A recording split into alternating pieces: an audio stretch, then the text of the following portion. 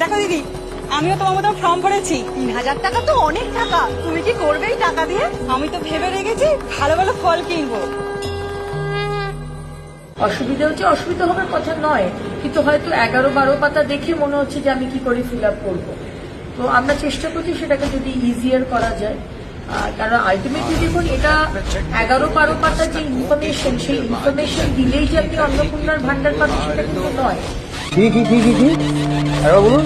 কি 11-12 পাতার যে ইনফরমেশন, সেই ইনফরমেশন দিলেই যে আপনি অন্নপূর্ণার ভান্ডার পাবেন সেটা কিন্তু নয়।